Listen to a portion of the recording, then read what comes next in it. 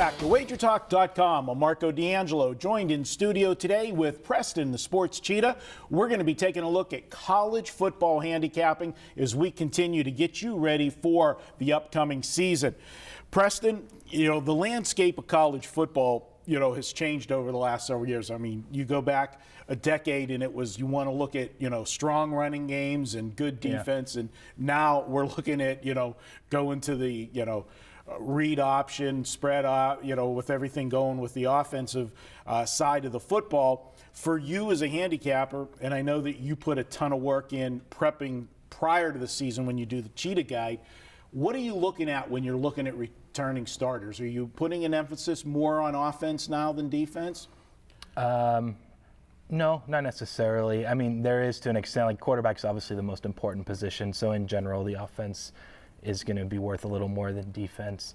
The coach, I think, also plays a big factor. And if the coach is more defensive-minded or offensive-minded, then you can kind of tailor his strengths toward one side of the football or the other. But generally when I make my power ratings, before a season, I break down position by position, each team on both sides of the ball, and I assign a value to that position, whether it's linebacker, defensive back, or quarterback, or the offensive line.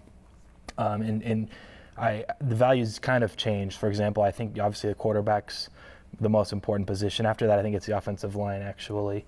And if teams are bringing back at least 3, sometimes 4 or 5 offensive linemen, then even more so sometimes in a starting quarterback, I'll put a lot of stock into that offense and their returning starters on that side of the ball. Because if your system, I've talked about this before, I don't know if it was on a video or in a podcast, but there's a lot more that goes to offensive line than just like making holes for the run game or blocking for pass blocking. There's audibles that are called for each offensive lineman, whether they're blocking a certain way, a stunt, this or that.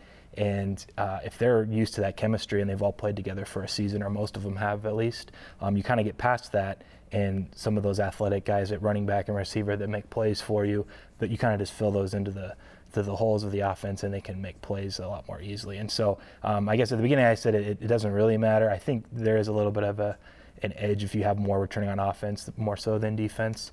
But if you have a coach, I think that's really strong defensively, say a Nick Saban or something like that, or whatever, and Alabama's bringing back 8 or 9 on defense, then you can expect them to have one of the best defenses in the country for sure. So you have to do some homework and look at it all. But I definitely value quarterback and offensive line the most.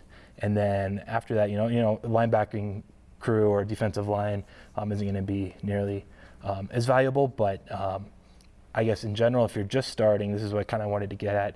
I think the front 7 on defense is worth more in general for each team than the defensive secondary. Mm-hmm. So linebackers, and I think defensive line, and then linebackers, and then the secondary, if you wanted to kind of tier the defense by position, is how I would rank the value in that regard. I want to go back to the offensive lineman for a second, because I agree with you 100%. And too often, that is the least looked at position from the casual bettor whenever they pick up the magazines every year. And let's face it, there are a ton of magazines. You can go down to the Gambler's Bookstore here in Vegas, and you see all of the different preview magazines and that, and they're going to tell you, oh, this team's got 9 offensive starters coming back and stuff, and they look at it, and then they're only going to key upon looking at, I want to see the quarterback, the running back, the wide receivers. But for me, I have always said, if you don't have a good offensive line, it's like trying to drive a car with one flat tire. It's just, you're not going to do it, and people don't put the emphasis on it.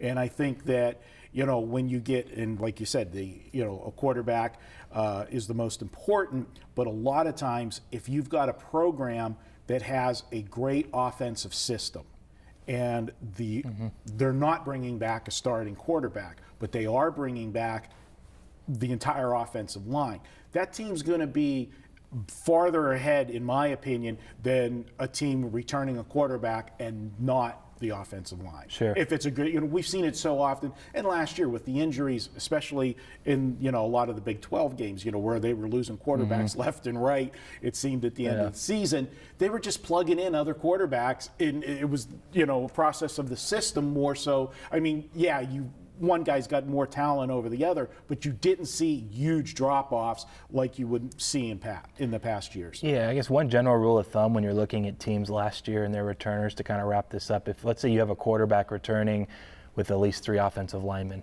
I think it's safe to say 99 times out of 100 that offense will be just as good as last year or even better, because they're back, another season under their belt of experience. A defense on the flip side, returning 8 or 9, if they were a bad defense and most of that bad defense comes back, a lot of the times they're still bad. Offense, I feel like when it is the offensive line and it is a quarterback, you see that tend to improve just no matter what, just because of the experience.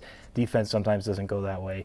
So you have to be more careful, I think, rating your defense and returning starters on that side of the football. All right, we're going to stop this one here, and we're going to do a second part and dig a little bit deeper into some of the other positions when looking at returning starters. And guys, hey, don't forget, at WagerTalk each and every week, Thursday through Monday, you can get the weekend all-access package. It's $69. Gets you 5 big days, Thursday, Friday, Saturday, Sunday, and Monday. Pick your favorite capper, get all of his plays for the 5-day period for just $69. And of course, that always includes any big 5% plays that capper may have. Check it out at wagertalk.com. We'll be back with more.